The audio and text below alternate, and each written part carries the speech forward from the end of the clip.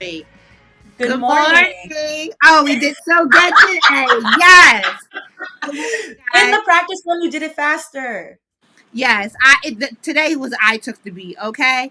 Welcome. It is February 24th, 2025. Happy Black History, Black Women's, Black Everything Yes. Month.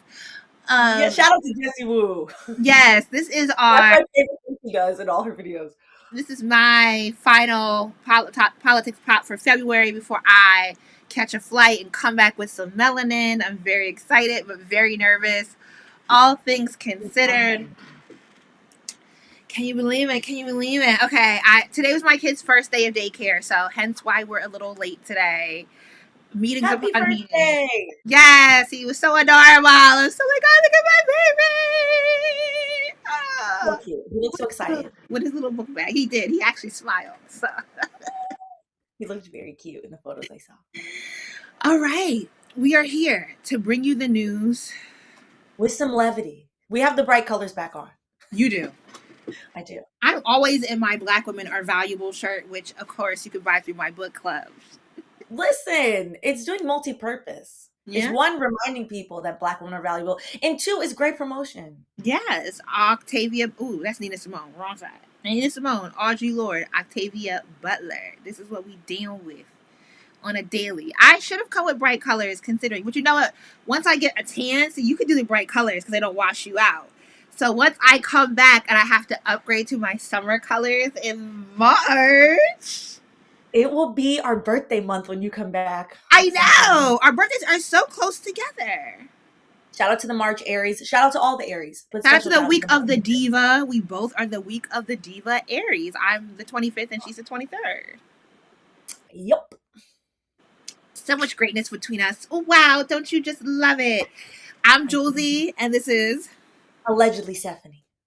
We are here again to bring you the news with levity, so let's dive on into it. We apologize for the lateness today, Hope, but you know. hope y'all's week is off to a good start or a bearable start at the very least. Yeah, that you are getting through. This morning, courtesy of Harper's Bazaar, we are going to start off with some levity. We are. Also, I love this collage that they put together.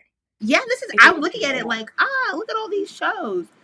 Is this That's the only show I didn't recognize. I was like, what is this? I was like, I have to watch that. Oh no, that was on Showtime. Isn't that Oh. Around the World or something? What was the Showtime series with the black women?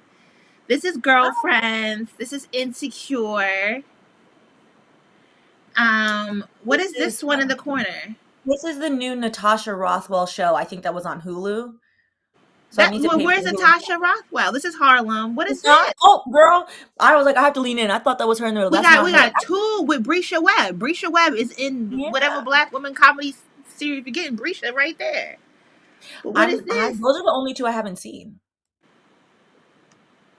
This was Oh, on Stars or Showtime. I watched it, but I did at the time prefer Harlem. I liked Harlem. It just wrapped up. It was cute. It was This light. I don't recognize. I don't recognize that one. Maybe, but why is it was so funny. I was just talking to somebody last night about their because they're watching Sisters, the Tyler Perry series. I'm like, this is like soap opera. It's not necessarily bad TV, but it's very much so Days of Our Lives. And they were just like, yeah, but It's it's giving actually passions. yes, it's like, I used to watch with my grandma. isn't the new there's a new show on Hulu called Passions with There Sterling K. is. Brown? Yes. No, Paradise. My bad. It's Paradise. Oh, I was like, oh, is it a remake I of was the like, soap opera? there's some TV show with a Toni Morrison book title. Paradise is a book by Toni Morrison, but that's not what that show is based on. Anyhow, but they were saying they watch Sisters even though they know that it's incredibly outlandish TV because it is so hard to find lighthearted comedy that doesn't like center trauma with black people. And I'm like, damn. It's true. Maybe you make it a point. A lot of But points. I think that's why people also love Abbott Elementary. I love Abbott Elementary. And I think it's for that reason. Where you can see Janine in the beginnings of her like awkward outfits grow into herself. And it's very lighthearted and it touches on serious topics. But he's still very much like, I'm here and I'm living life. And then you have Ava being Ava. Yeah, Janelle James is killing that role on I love Abbott it. It's Elementary. hilarious. But this article Hilarious. asks, why is it so hard to create a black Sex in the City? The TV industry has tirelessly tried to replicate the success of Carrie and Co. for black audiences, but is it ultimately what black women really want to watch? What is your take? So, as uh unapologetic, one of my problematic favorite televisions shows ever made is Sex in the City, which many of those episodes have aged so poorly, and then many of Okay. them have aged very well. I'm just happy to know because when I was sneaking to watch it when I was like in middle school, I knew Carrie was the villain. People are like, I love Carrie. I'm like, Carrie is the villain. Actually, the hero of this foursome is Miranda Hobbs. Like the way Carrie treated Miranda always pissed me off.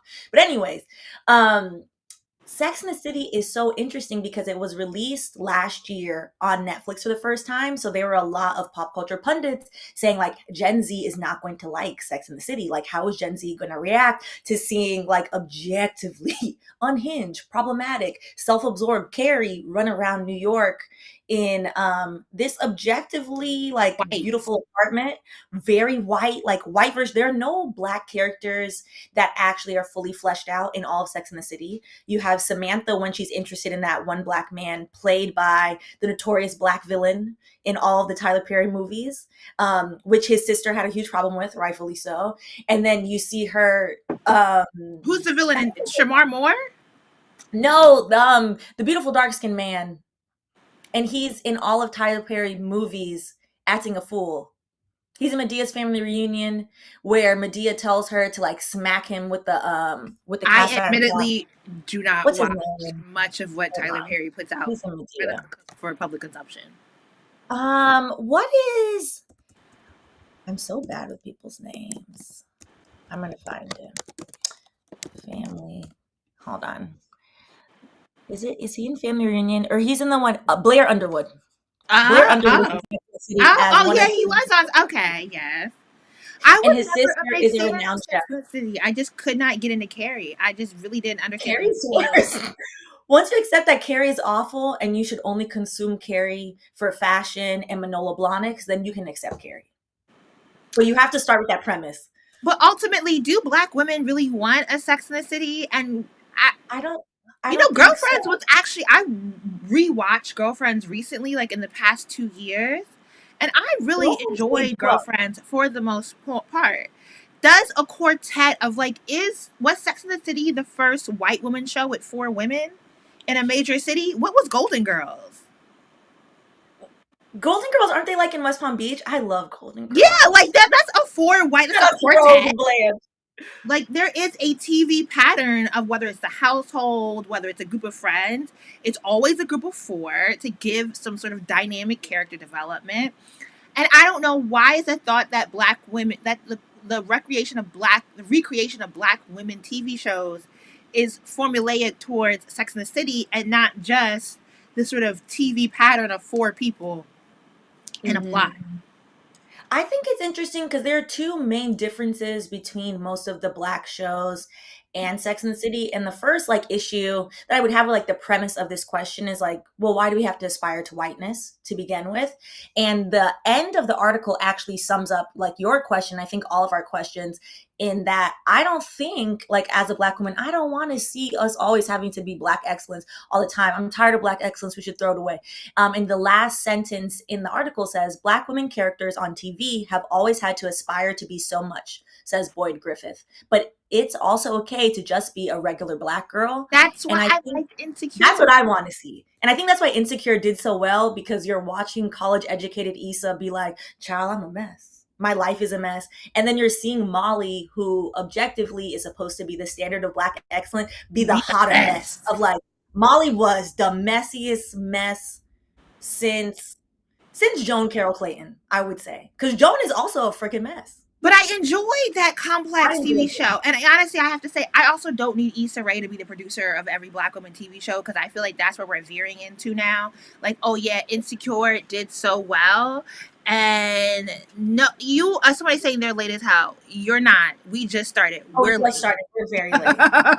I Also, was late as hell. Nobody else. Okay. Original Brown Sugar for 2 seconds has the best point because there are a lot of points where, because white people have hair colorism, which is so fascinating. As a black person, they treat each other very differently based on the hair color. So, like, white women revere blonde hair, and we talked about this, like with all of the MAGA, like bleach blonde, etc. They hate redheads. They're so mean to redheads, so they treat Miranda so bad. So, Original Brown Sugar said Blair Underwood's character was dating Miranda for a bit. It should be noted that Blair Underwood, I believe in Sex and the City, he's a doctor. He's obsessed with Miranda.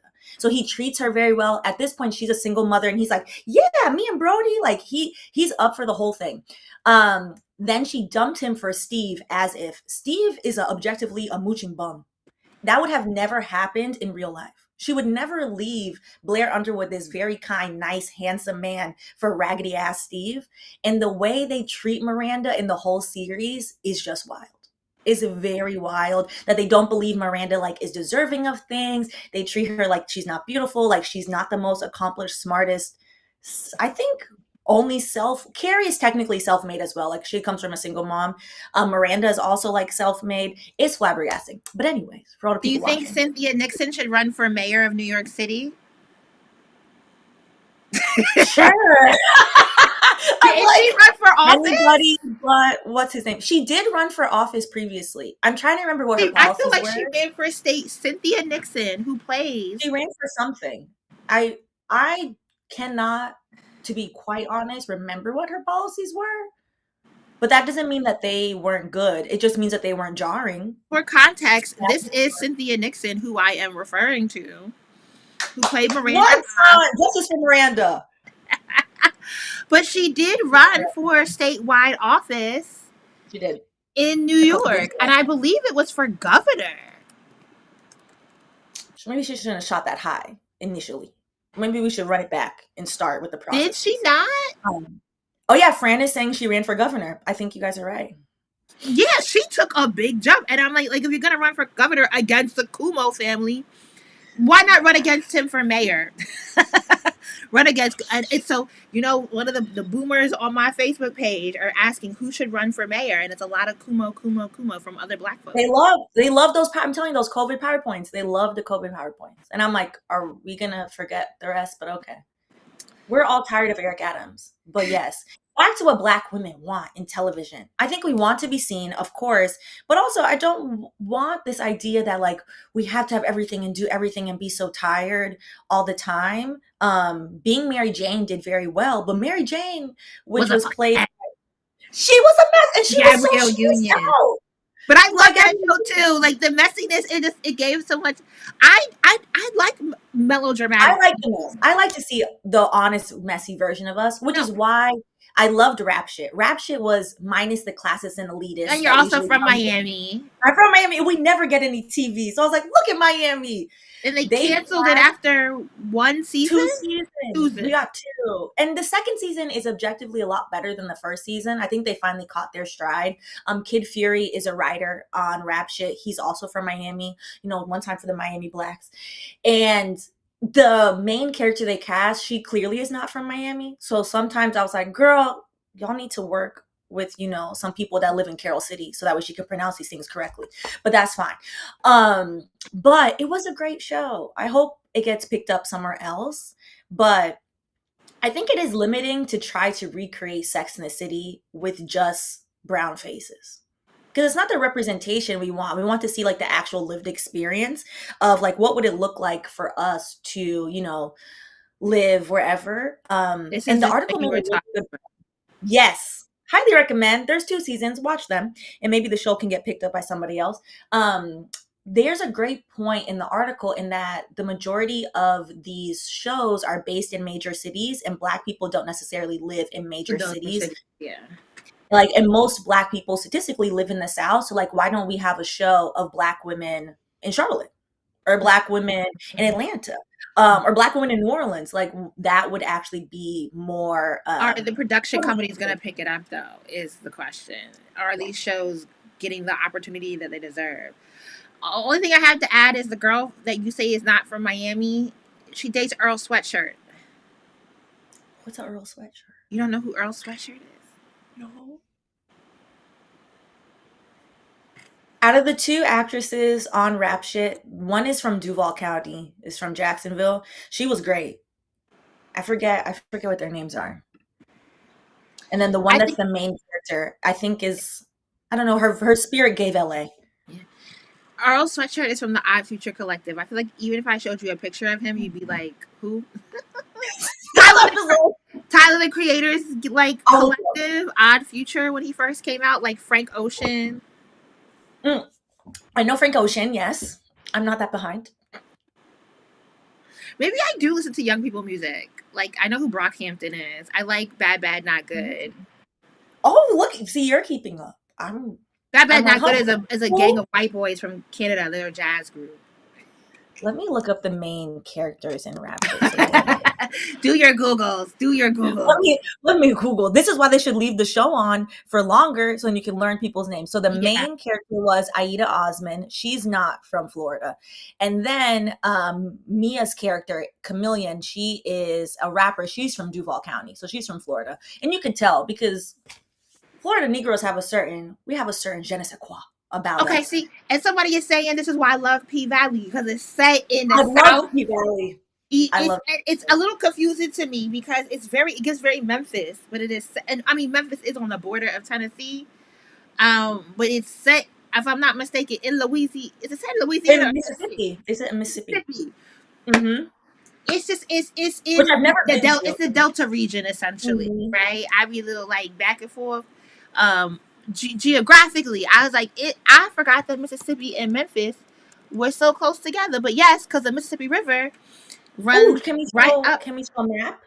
Yeah, I'm pulling. Actually, I just pulled it up. Here we go. Which makes sense. Last season of P Valley got a little weird, and I was like, wait, let's stick to the original parameters.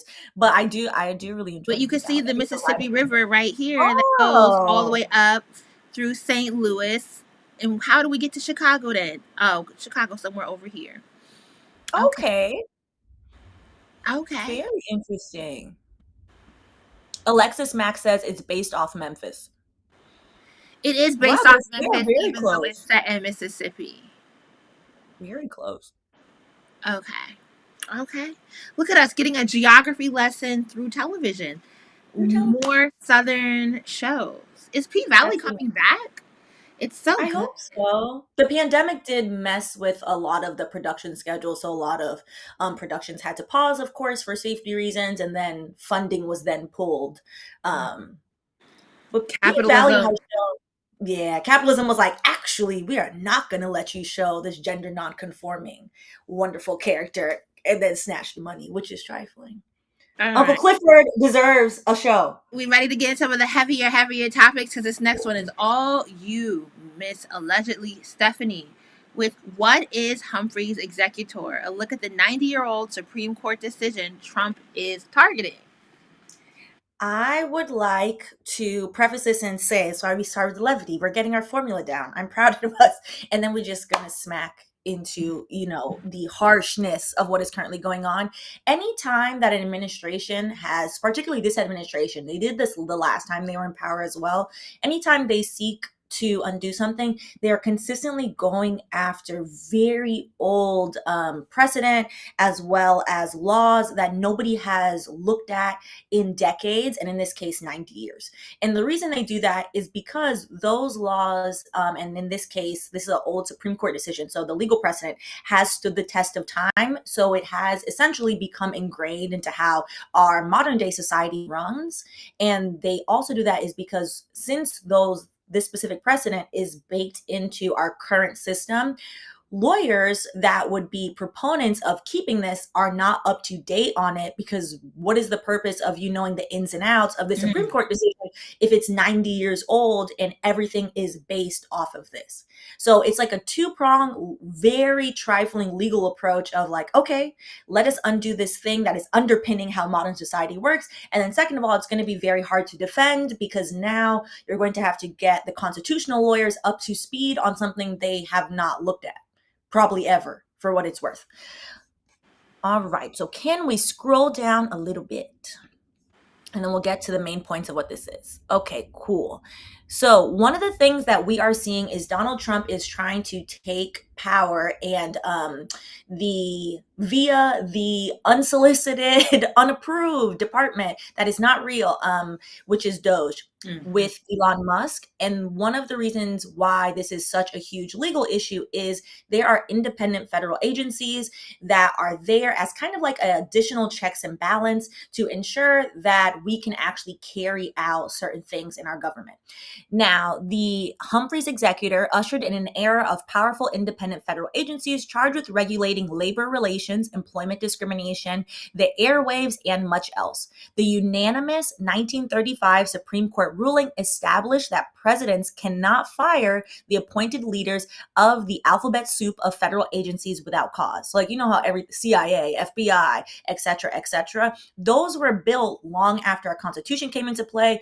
This is objectively a very large country that has seen exponential population growth. There are, I think, about 330 million people now in this country. So as the country has grown, people have rightfully demanded more rights. That's why we have the Department of Labor. You don't necessarily need a Department of Labor in 1810 when you live in a slaveocracy, because a large amount of people in this country were not considered people. So what do they need a Department of Labor for?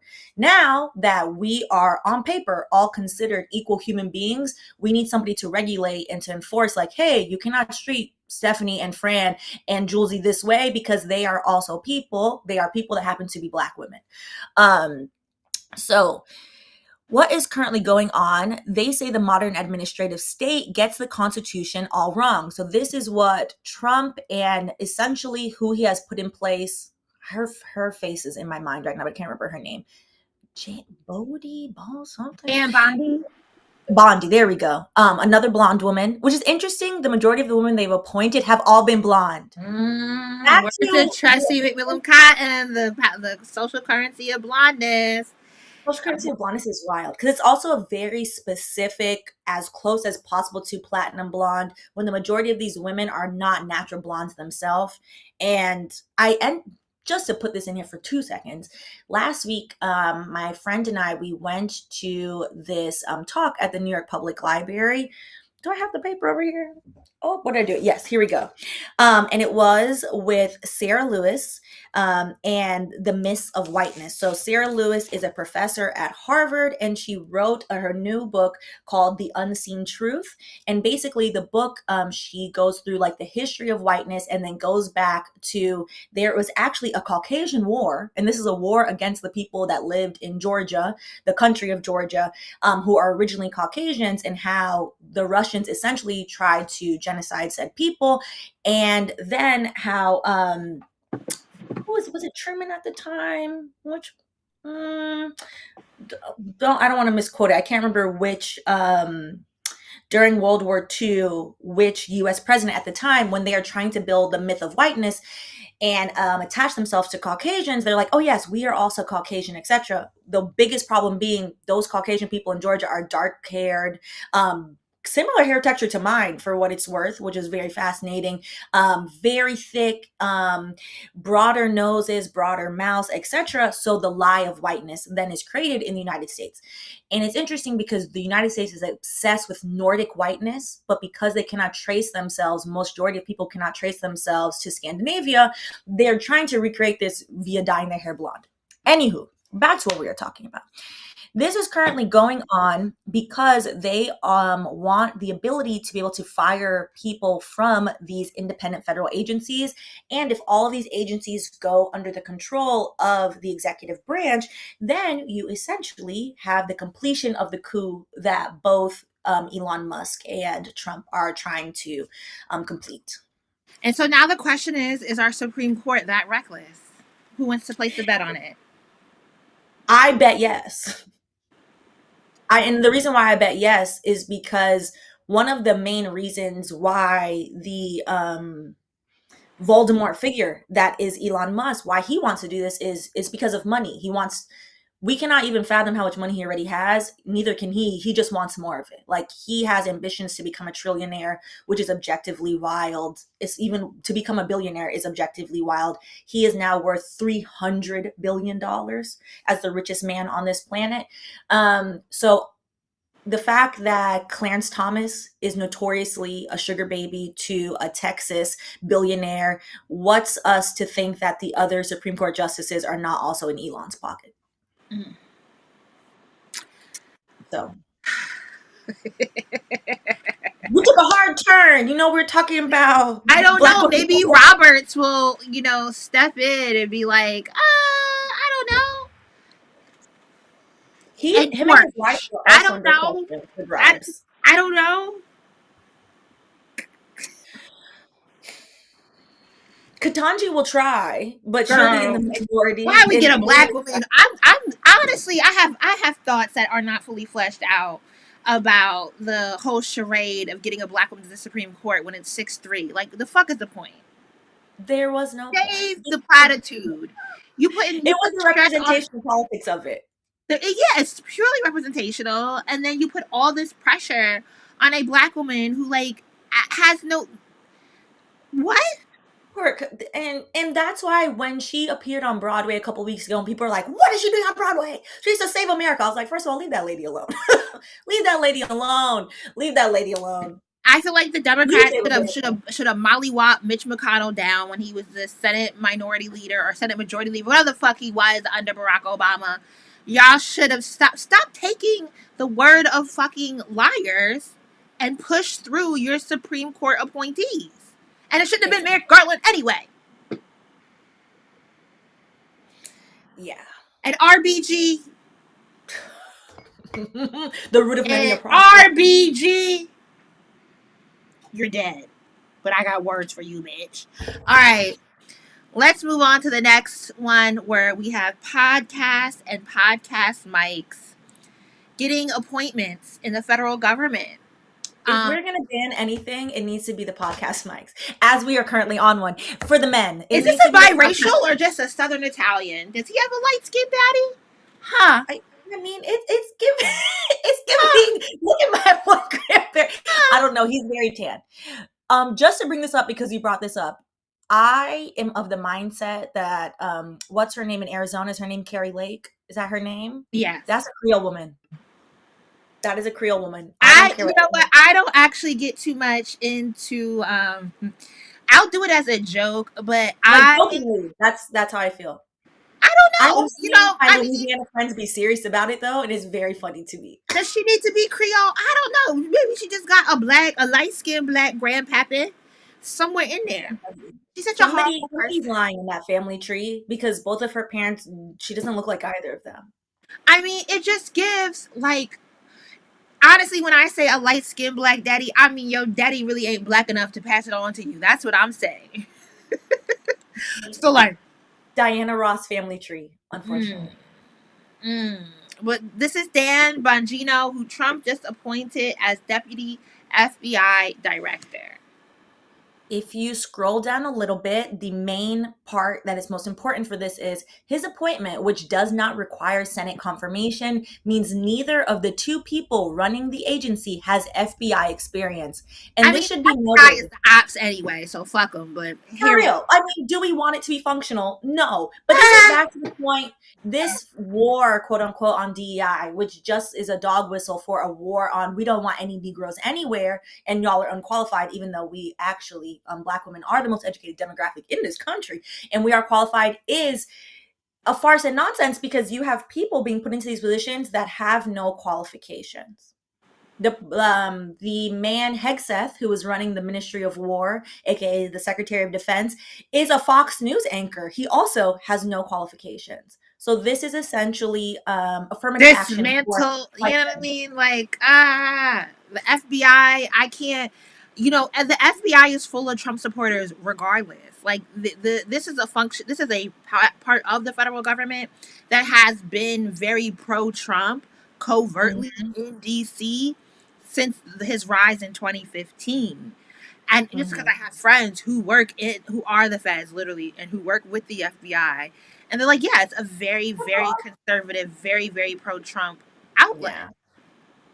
It's interesting too because to that point, he was one of the election deniers, so very pro-Trump. And when you have these like large institutions that exist in this vacuum, to your point, all the more harm that is going to occur for the rest of us. So while I don't want any of us to have to be bothered with that department, the department exists. And if it exists in a vacuum where there is no one to say anything, we are going to bring back like 1970s era of I surveillance. mean, absolutely, but bring back the mafia then. Like, let's get. Like, We lasted how long before the violence?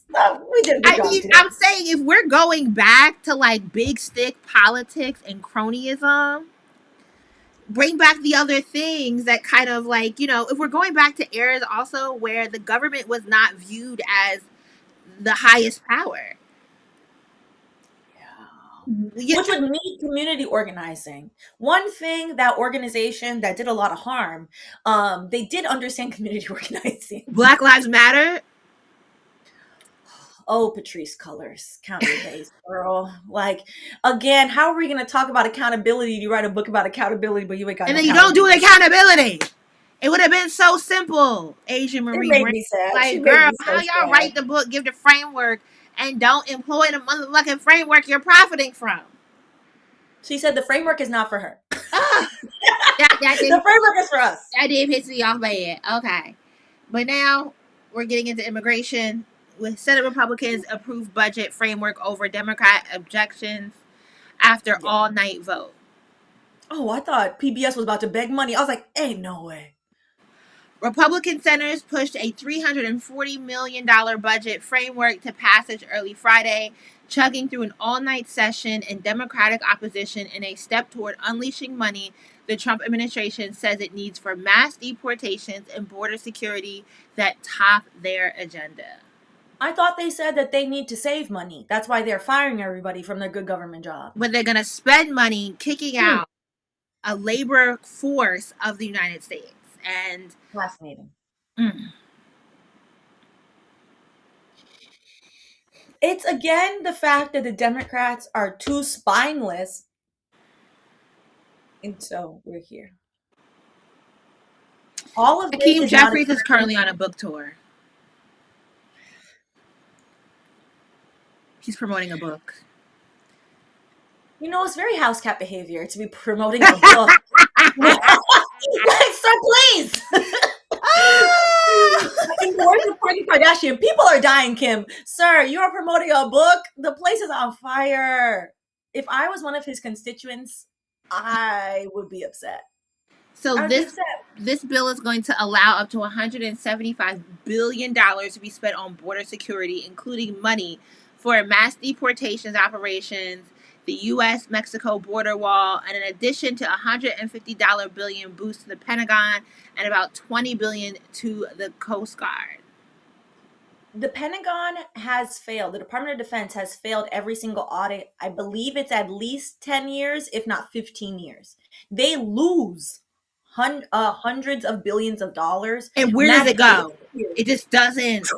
There's some serious embezzling happening. I don't know. There's something serious money laundering happening. To interject this, because we don't have an article today to talk about it. Maybe we'll talk about this on Thursday.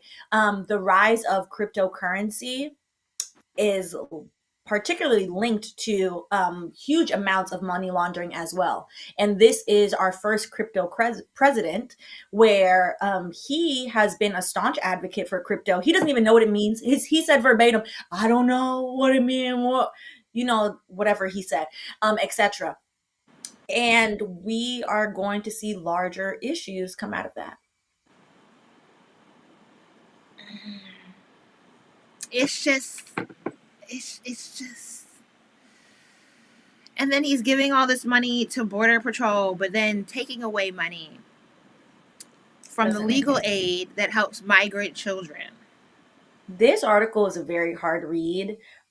Particularly, I think people need to, I don't think you can force empathy on people for what it's worth. However, a fact is a fact, which is in this article, they discuss how originally there was an earmarked fund for various nonprofits to represent unaccompanied immigrant children, as in they entered this country without any adult present. And now they are taking away the funding for lawyers to represent these children in court. And the example used is this 2-year-old little girl who now she has a court date set for this week. And how is she going to represent herself? This is objectively wild. It's disgusting. It reminds me oftentimes, I have mixed feelings about this movie, so I won't get into it, but it does remind me of how Black children have often been treated in our criminal justice system, particularly throughout the end of Jim Crow and into 1964. So if you watch, trigger warning to that movie. I didn't know what it was, and I should have looked it up. YouTube hosted an event last week to watch Nickel Boys for Black History Month. Oh, me and Colson Whitehead, I told you this already. I'm not a fan. I know. It's a hard watch. And also, there's no redemptive part at the end. It's essentially about this young Black boy who his whole life gets ruined because he simply wanted to catch a ride with somebody. And he ends up in what is essentially like a plantation that is disguised as a juvenile center. It doesn't end well. But anyways, that is how they are treating these immigrant children who, again, there's no one to look after them. They are in this country by themselves. She's 2 years old. She has no paperwork. So that you can't ask a 2-year-old, okay, well, where are we going to send you back to? Child, I'm 2. Like, she cannot speak. Even trying to like wrap my head around it is so heartbreaking. So heartbreaking. And that is what this current administration and the people supporting this administration, that is what they want to see. So again, when people are like, I'm pro-life, no, they're not. They're pro-forced birth, because somebody that's actually pro-life would want children, regardless of where they come from, to have access to a better life. Also to have simple access to care. Like, who's taking care of her in the detention center? And she's not the only one. Like, these are hundreds of children. And this should be noted, this started with Obama, the locking children up in those cages. I feel like Reveal, the podcast, there's a podcast episode that I listened to somewhere about this particular problem that was happening and has been happening, for the past couple of decades, and talking about the children caught up in the system. I forgot to charge my computer, so I was like, "What are you doing? What is going on?" I was like, no headphones. There's no echo today, and then you're like scrambling, and I'm like, I forgot. All right, Stephanie has us on an immigration kick today because this is at the top of Trump's agenda. It's transforming American immigration system. And there was, I forget where else I was reading it, somewhere else, but it was not my own thought. But essentially, like, his dismantling of all these federal agencies, one of the things that he's trying to imbue into every single agency, no matter what it is an immigration lens. So that is the campaign promise that he's going to try to show his supporters whilst he takes away all of their rights. So if you're a welder, the Department of Labor is not going to save you when you get your hand chopped off, but at least you could be at home cheering the demise of a 2-year-old, which is objectively wild. And you should probably crazy. And now we're moving into the Trump administration throws out protections from deportation for roughly 500,000 Haitians. And Haitians are not, so I don't think Haitians in this country are largely, what would you consider somebody who's like coming from Central America? Migrants just so much? Haitians do often get in through the refugee structure. Yes. So I think technically the way immigration statistics looks at people, they do separate a lot of recent Haitian immigrants as refugees, political refugees, asylum seekers, etc. Even though a lot of people coming from Central America, because the United States is the root of most problems, has destabilized those countries, like Guatemala, for example, Nicaragua. The U.S. has stoked wars in these countries, so people should be, and it is their legal right, because a lot of people are like, it's illegal. I'm like, no, it's not. They have a legal right to seek asylum. So it is similar. But because of the destruction of Haiti consistently by colonizing powers, usually are entering in through refugee status as well. And I mean, if you're taking away the temporary protected status for Haitians, take it away for Cubans.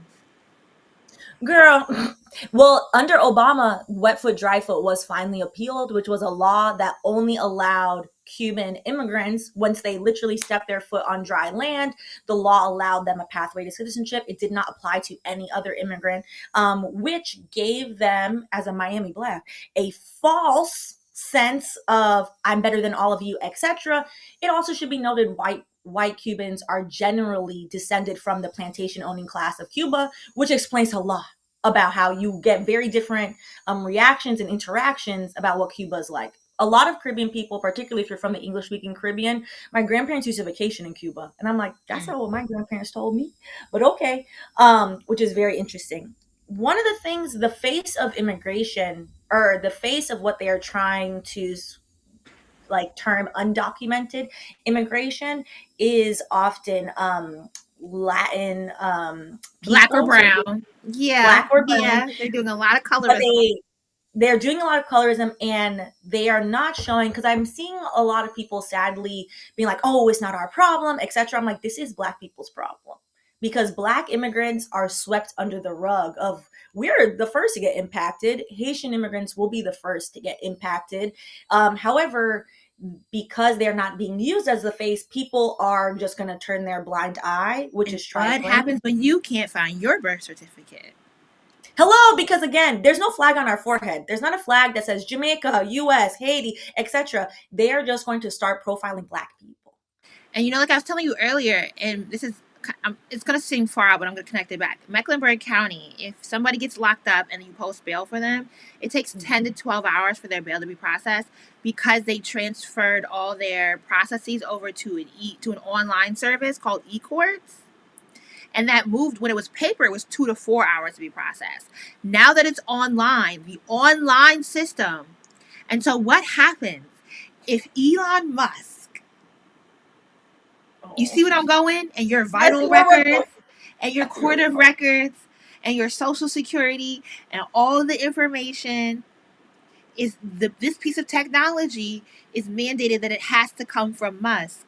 And it causes all these problems because right now the company that owns eCourt, Tyler Technologies, has a lawsuit against it because that amount of time to process something for like a simple traffic violation is crazy. To house somebody in jail for half a day overnight because your system's not working.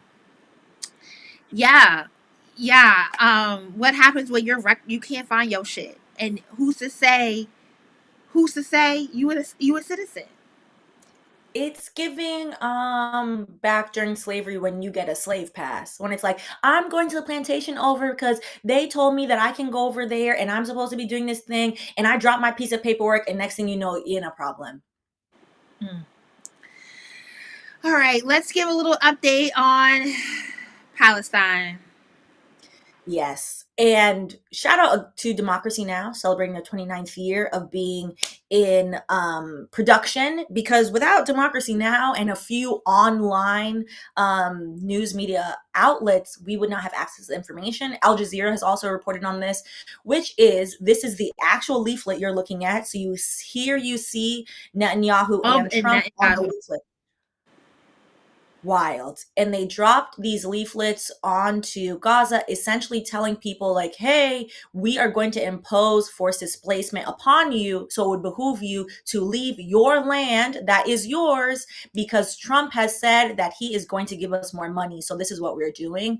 And this is disgusting, and particularly to have a smokescreen of cover so that way there's not more coverage on these leaflets being dropped, which are all out threatening ethnic cleansing, threatening genocide, etc., which is against international law. What does international law even mean at this point? Because Israel apparently does not listen to international law, as they have shown.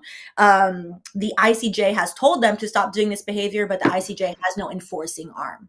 And I think that's what we're going to start to see in the United States, where, yes, the unsolicited, unapproved department that is DOJ is doing illegal activity. Who is the enforcing arm of the people? Nobody. The Nobody. police work for the 1%. No, there's no So enforcement. without an enforcing body, to your point of where's the mafia? Without an enforcing body, we the I mean, people are shit. in a problem. I'm trying to remember some of them groups out. Where's the jihadists? Without, yeah. we're here. So instead, What is the going on? our centrist media is showing that what are they currently show they showed over this weekend some of the hostages being released, etc., instead of showing the objective displacement of hundreds of thousands of people. Yeah, it's very infuriating to watch, but at this point I'm just you know what my response is, like, the next step is. Yeah, because that is, I think more people have to realize, and I think they will realize, because again, the IRS under the illegal department that is Doge laid off thousands of people. When people don't get their refund check, I think people will come to a logical conclusion. I'm even just thinking about the Palestinian conflict. If because of Trump's election, Netanyahu is emboldened to do whatever he wants because there is no enforcing body that can do anything to him as Prime Minister of Israel that is leading this genocide against the Palestinian people, baby. What was some of them little intercell groups that were wreaking havoc on the Western world back during the early 2000s? Where are they at? I think we're going to see a re-rise of that, because one thing that capitalism in the United States did a good job at, and by good I mean like it worked people's brains, like how they function in society, is in the 1980s you see massive boom in the US of money. So everybody has more money than before, Yeah, we objectively, get more money and then we defund welfare. We stop funding disability. Like, get and we more go money backwards. and we take away Mhm. social services. And it's Yep. the same people that made their money because FDR's New Deal put them in a place Yep. to elevate from low quality work to middle class to upper middle. Hmm. Like, And what? now What? we're It's at a place crazy. now where we're all worse off. Like the wealth gap, if we talk about the racial wealth gap, huge imbalance. The wealth gap of the average American, because the majority population in terms of demographics is white in this country. The average white American, the wealth gap between the 1% and the 99% is glaring. It has never been so high for white people. And it's going to take white people to realize, like, wait, I was better off when I had access to social services. Wait, I paid my taxes, so therefore these services are not free. These are mine. I paid for them. When your social security gets taken from you, social security is not a gift. You have paid your whole life into social security. It is theft. It is theft to reduce people's Medicaid. It's theft to reduce social security. All of these things are theft. It's going to take the largest population in this country to wake up and realize that they are being stolen from. I think a lot of people are actually okay with things being taken away and just blaming somebody else. I don't Well, know. that's stupidity. Oh man, oh That's man. I don't know. Looking to America right now, I feel sad. So maybe we should just look at Europe. Stephanie, what are we supposed to learn from Germany? well, What are we supposed to what learn we're from Germany? I would like to put this with a grain of salt, that I think this is interesting because you have to take mainstream media with a grain of salt, because we have seen, and because we are trying to provide the news with levity and you have to show the various levels of the news, the New York Times is not my favorite, and I don't like to rely on it because you have seen with the Palestine coverage how biased the New York Times can be. The New York Times single-handedly allowed that opinion writer op-ed Israeli plant to spread that huge lie of beheaded babies, which has been debunked over and over again. That lie persisted throughout an entirety of a year, and that lie funneled a genocide of people. That is an objective fact at this point, that the New York Times has basically tried to sidestep and apologize, but not apologize. You can't undo it. So, with that, one of the things that I've noticed mainstream media does is when something is moving far right and is objective, like, oh, this is wild, like people need to rise up, it tries to kind of like temper people's sentiments to kind of dull you into a sense of like, see, it could be worse, but it's not that bad. So depending on where you get your news from, Germany's election will be reported to you in different ways. So one thing to know about Germany's election, a far right party was running. They were gaining a lot of momentum. Elon Musk went to Germany, and that is why he was saluting all up over the place here in the United States, where he is trying to push far right politics in key economies. Germany has a very large economy. I believe it's the largest economy in the EU. I might be wrong. It's definitely top three. I think it's the Mhm. largest one. And so, because everything with him is about money, he doesn't care. Far right is for deregulation. They are also for white supremacy. He comes from a line of white supremacists. That's why they got kicked out of Canada. So, the one of the key takeaways of Germany's election is the far right party didn't win, but the center right party won. So it's being portrayed as like, okay, that's not so bad, but it is actually extremely bad. In that Germany used to be an extremely, not even liberal, a leftist country. This is a country that supposedly was taught their lessons after they committed one of the worst genocides in history during World War II of Ashkenazi Jewish people, the Gypsy population, as well as LGBTQ plus people. Those other populations are often forgotten about in that story, but it was large groups of people they did not consider to be Aryan. They murdered those people. Since then, Germany has held a very strict, like, hey, we have open borders. They have a large population of West African refugees. They are now doing the same thing that the US is doing, where they are blaming West African refugees as well as Arab refugees. They have, I believe, they have a large Syrian population as well. They're blaming them for the country's problems instead of looking at what actually is the problems. So I think it's important to look and see what's happening in Germany, because that is mirroring what's happening in the United States, and they have a smaller population. So with a smaller population, you can go into dictatorship a lot faster. So we can look at them as something that I would say like a cautionary tale, and without heeding the cautionary tales, then we are going to slide further, because we're already here. We're in fascism. So We're going to slide we think you think we can is Germany an example of how we can pull out? I don't think that they're pulling out all the way. I think I don't think they probably, anywhere is pulling out. Like once the influence is there, the influence is always there. But I think they're slowly getting there. But again, like, it's been fascinating because they're also, sorry, the German government are staunch supporters of Israel, which is very fascinating. You think people that have been, culpable and guilty of the worst crime you can commit in humanity, that they would be like, oh, been there, done that, sorry, to see it. But they kind of view Israel as like their scapegoat of blame.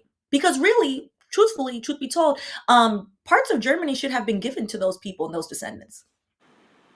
But that's not what happened. well. You want a safe place to live? It should be where you was living. It should be where you were living, and your Uh, neighbor should be like, uh, it's your neighbor's fault. if Russia can colonize Ukraine, y'all could have came up some of that European land and did what needed to be done, and not gone to the Middle East. All right, next up, Macron. Though, Is that we're how you? next up. Is Yeah, that how you Macron. say? Is that how you say his name? Macron, Emmanuel Macron. Oui, oui. Macron is supposed to be going, especially after his trifling words about West African countries need to be thankful for colonization. Macron is a fool. Macron With is a the wife biggest that's fool. 20 years older than him. So hey, you know what I mean? That was his teacher. That whole story is wild. That whole Yeah. story is wild. Yeah. I have certain thoughts about the French. Um, speaking of white on white Macron, how do you? colonization, Can you speak any French? Parlez-vous français? no, I cannot. But Oui, I oui, did work hon, at a hon. French tech company, so they assumed that I was You French, know and I what? was like, I think it's so hilarious that the French language is romanticized. But have you ever heard a person yell in French? It's quite an ugly language, honestly. Outside of I "I love you, give me a kiss," it's like you get cussed out by somebody in French. I'd be like, "Oh, you don't." Well, it's you, very like I, saliva-y yeah, to it's me. not. It's not attractive actually. I don't Because like it. I now I'm think on Italian TikTok. is a beautiful language. A lot of I What is love a beautiful personally. language? I think Italian is beautiful. I think Kosa is a beautiful language. All the click languages I think are very beautiful in Southern Africa. But French never really. Maybe it was the I attitudes. mean, growing up on Disney movies, I always thought, oui, oui, hon, hon. It's parlez-vous français, Francois. It's so wah, wah, wah. But no, it's. You like, They're also very aggressive. Like the French are very aggressive. and I'm like, oh my gosh. Because I Teo said like, merci oh, beaucoup. Merci beaucoup is wild. I'm gonna say that to merci somebody. beaucoup. You know, like, you look like you. I don't know, because I've seen, like, when the political stuff was happening in France a year or two ago, you got some, like, videos of people, like, speaking in French very upset. And I'm just like, oh, this is really nasty. Oh yeah, Oh, once it's they're hurting my upset, ears. Oh, I don't like it. No le gusta. No me gusta. No. It's funny that the Italians get painted as like always arguing. Like in so many Italian commercials about gelato, whatever, they're always like some type of argument. But I'm like, the French love to argue. They love to argue, and then there's no They're very deliberate. pissy people, They, actually. Come to find out. the, the Parisians are yes, You know what yes. language I do like? Puerto Rican Spanish. That's because I've been listening to a lot of Bad Bunny lately, and he does a lot of talking on this latest album. And I'm like, I like that deep low voice talking on a Spanish album. And Hector something. What was I listening to on Apple Music the other week? Because I was like, talk to me kindly, and I just put more Puerto Rican Spanish on. What's this man's name? Hector. No, that's Frankie Ruiz. Hector Pavot, I think. Yeah. Yeah, you want me to pop the. I can't speak Spanish. But there's a track on DTLF where he's basically like, the price went up. My me mommy me puppy made a fine ass man, and now the price went up, and then like his air horns behind him, and I understand what he's saying, but it just sounds so damn good. I love that shit. I be playing it back with the wee wee ha ha. Leave it over there. No, thank you. Listen, I do love the French use of butter. I will give them that. That Okay, food is good because they love butter. They love butter, and I'm like, French food is good. I beg to differ. I do like some escargot, but it's the butter. It's butter and garlic. You can't go wrong with butter and garlic. There's a French restaurant here, and they have a good espresso martini, and the roasted chicken is okay. But when I was just thinking this the other day because Keith Lee is in London, right? And so, like, I guess there's been like outrage about it because that man refuses to get a researcher, whatever. Is he still eating in the car? Is he eating on the tube since he's in London? He's still eating in his car, in his Benz, always. I don't understand. I don't understand the car eating. I will say, British food is nasty, but London does it right. Because if you're going to colonize the entire world, make sure your colonized people can all have the best food outside of their country in your country. The Indian food in London is good, yes. The Jamaican food in London is good. The Trinidad. I didn't have any when I went. You didn't go to Brixton? No, and my dad was so mad because we have family in Brixton, but I was there on a work trip, and I was like, Daddy, I cannot spend a whole day on the plastic sofa. Like, I can't. Like, do not tell them I'm over here. Oh, well, you should have just gone to down to Brixton and gotten some porridge or saltfish and bake. That's what I did. We don't eat saltfish and bake. Oh, I don't know what y'all eat. I don't know. I like Trini food over Jamaican food. So I went down, fight the Nasrima cookbook. You know what I mean? Close the laptop. It's fine. I do enjoy doubles and roti. No, exactly. And Polari. Yes, I will give that. Okay, Aki and saltfish and Aki, however y'all say it. Aki saltfish is hello, bar none. But I'm saying I went down to Brixton and I met up with Janelle, who's been one of my subscribers for a long time. We went to the museum. She's Jamaican and she doesn't like sorrel. And we had a whole conversation about it. A lot of us don't like sorrel. I shouldn't say that on a live stream. Sorry, I don't like it either. Wow, we did talk about this before. We did. It's the one thing I don't like. Give me pigtail all day, chicken feet, cow foot. How are we correlating sorrel, a beverage, a sweet, zesty beverage with pig's feet? How do we go from there to there? It's like because give me things that people are like, why would you eat that? And I'm like, it's great. It tastes great. It's a lot of fat, a lot of collagen. It's gelatinous. No. But anywho, back to the point I was making.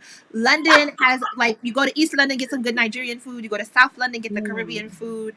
I had a Chapman at a Nigerian restaurant with a wosa. It was mwah. I go to Disham and Shoreditch. Like, I eat my way through London, and I've never had beans on toast. I did get fish and chips. I got fish and chips. It's fine. Like, you can't really mess up fried fish. Like, maybe you can. The next time I go back, I am going to get a Chinese. I'm going to get me a Chinese in London. Because I could say a Chinese and nobody can eat me up about it. I'm going to get me a Chinese. That's what they say? They say I'm going to get a Chinese. We got a Chinese tonight. Look at the curry. It's all like brown. How do you explain the Jamaican saying of calling everybody Miss a Chin? And I'm just like, that. I've had to tell my dad, I'm like, Daddy, we're in America. You can't say that to people. Miss a Chin? Yes. What's that mean? That would explain why that's what they say to Chinese people in Jamaica. Mr. Chin. And they also say, like Mr. Chin. Like Mr. Chin, yeah. Oh, Mr. Chin.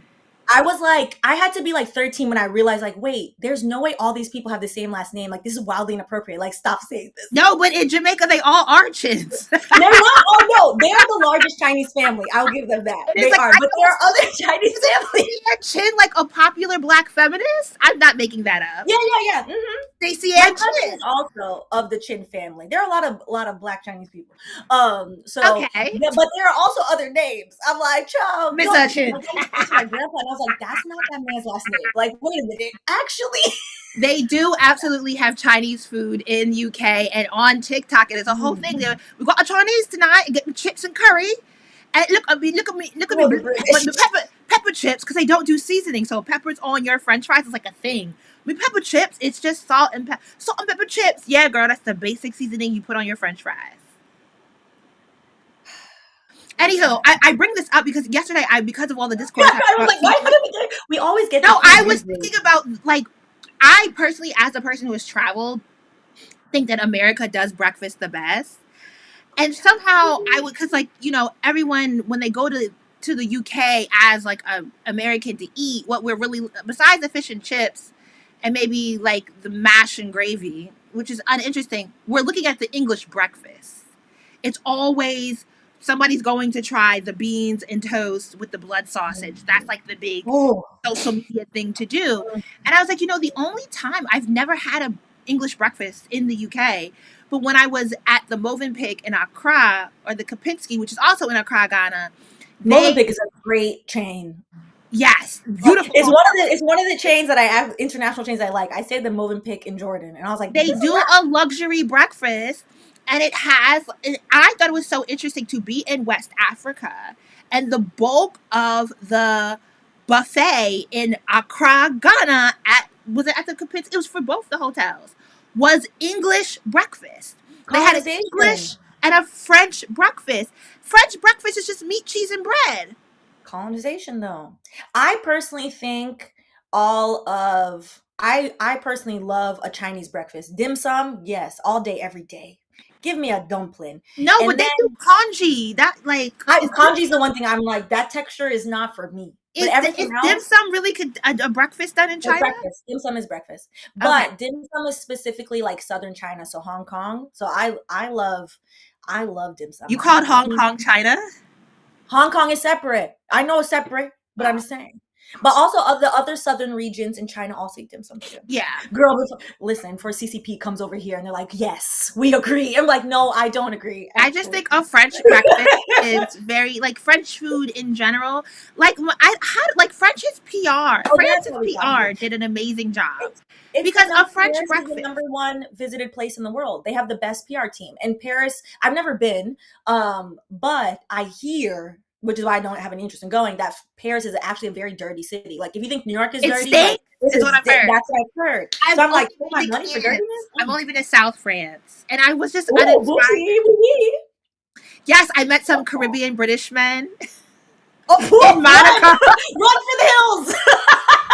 And because I went up to this guy and I was like, "Oh, you're very attractive, but I can tell you're a whore."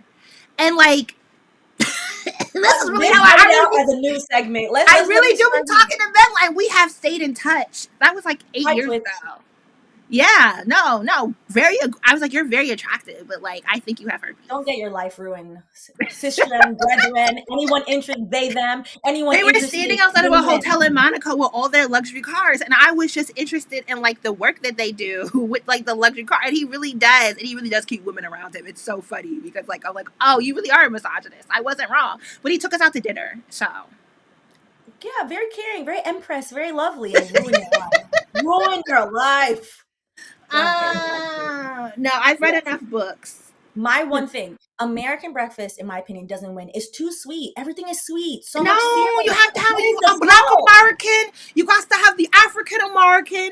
Well, yeah. Okay, so shrimp and grits. I love savory grits. Okay, that's like a specific region.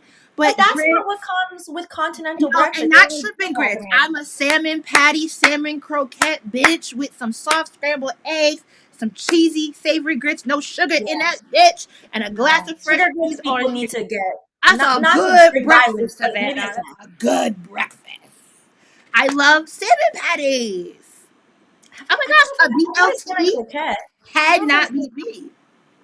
If you ever come to Charlotte, I'll make you breakfast. I'll make you salmon croquettes. Okay. They're very I, easy. I do love a Southern breakfast. But that's a good point because that's not ever portrayed as American breakfast, but like that is a great breakfast. That breakfast I like. Yeah, or Like that you don't have to have. slow seasoning. Sometimes I do Oh have yeah. pancakes. I do have I like pancakes, but I don't make them too sweet. I do like a French toast here and there. I am a fried chicken and waffles girl. I love down, but I like a save. I'm a more save. Like I grew up. Every Saturday we ate breakfast as a family, and it was almost always very crispy bacon or various types of sausage, eggs, and grits.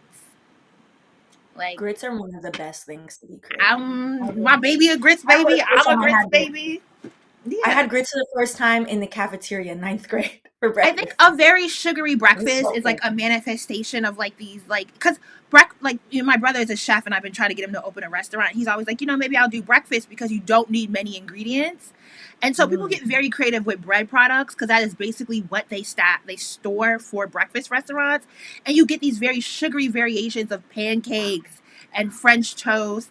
And I don't think that's actually how most Americans eat on a like the idea Like of a in sugary breakfast is a much more recent history concept. I like to eat like an old Negro breakfast. That's why I'm a salmon croquette bitch. All right, fry my sausage hard type breakfast. That's what I get down with. Might make me some after this. I was like, now I'm We hungry. done Like, there. are One we thing I can finished? talk about all day is I love me some food. Nay That's was why we saying get that along. That's why but we get we along. love We like food together. we do. So now you have to That's come how to we're North gonna get through Carolina. all of this, through Yes. eating some good food. Yes. And it's important to keep up food culture because that's the first thing that goes. Colonization, like speaking of the British and how there's no seasoning in their gosh darn food, they colonized 3/4 of the world to squash out any happiness in food and then took none back for themselves. It's objectively wild. Objectively wild. You've never had grit. Latoya, try them. You'll really like them. Latoya's They're Jamaican. That's why. You'll like them. They the first time I had them, my best friend growing up, shout out to Imani. How God, it's been like 20 years. When I had grits for the first time in ninth grade, we've known each other since we were 11. I was like, how have you never made this for me? I feel betrayed. I was like, I love this. This is amazing. And I had grits like every day for like a couple months. And I was like, okay, I can't eat this every day. But it was so good. So good. If you're ever in Charlotte, Uptown Yoke, which is a black-owned restaurant, has a really good breakfast setup. It is a breakfast restaurant. It's really good. But talking about the French always gets me to veer off.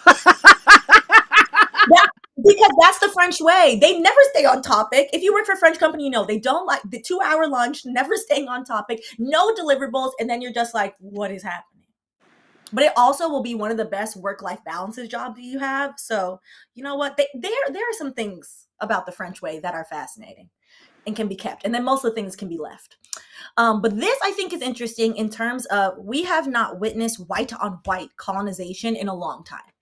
And it's fascinating to see, in my opinion, the hypocritical nature of all of our alleged world leaders just allowing white on white colonization. And what does that mean for the rest of us, particularly Black people, particularly as we watch Ukraine, who you can see the invasion of Ukraine by Russia is very similar to the Israeli invasion of Palestine, and how people went through mental gymnastics to try separate the two, and how people were all of a sudden, they don't know where Ukraine is on a map, but they have a Ukrainian flag in front of their house, but then they're somehow demonizing Palestinian people, even though the plights were very similar. They were both being colonized by a colonial power that had a lot more money and resources. So Macron meets Trump. Europeans head to Kiev in two-pronged effort to save Ukraine. Because essentially, Trump, is partially bought by Elon Musk and then allegedly partially bought by Russia. Trump is more than happy to say, hey, sorry to Ukraine, and basically do what colonial powers have done for centuries. He wants the resources that are in Ukraine. And what easier way to do that than just take them? Which is fascinating. And it's interesting to see mainstream media try to talk around this and just duck and dodge the actual issue that we are watching colonization in real time. So, European leaders will seek to salvage what's left of their traditional alliances on Monday with a two-pronged strategy aimed at keeping US President Donald Trump on their side and saving Ukraine from being sacrificed to Vladimir Putin. After a week spent from one shock statement after another from the US administration, aka Trump being like, you're fine. We're going to just take all these things and let Russia take it. European governments are trying to regain the initiative. Should be noted, I don't know if we talked about it, but last week, Vice President Vance went to a global summit where he basically stood up there and chastised all of the EU. Did you see that? I don't think we talked about it. But basically, part of that was him basically showing that this administration doesn't particularly care about their European alliances. So this administration wants to move towards an America first, America only functioning government, which is dangerous because what happens when America is extremely insular? Then you have nobody to help American people for what it's worth. But also on the other hand of that is America is a giant colonizer. So I think it's going to be interesting to see how this plays out. But the rest of the world is very frightened about what's going on in America. Because again, I think there's definitely global impact with what happens with us here. And I'm not going to hold you. I don't really understand a whole lot about Ukraine. I think as soon as I heard what they were doing with African immigrants there, I kind of just checked out.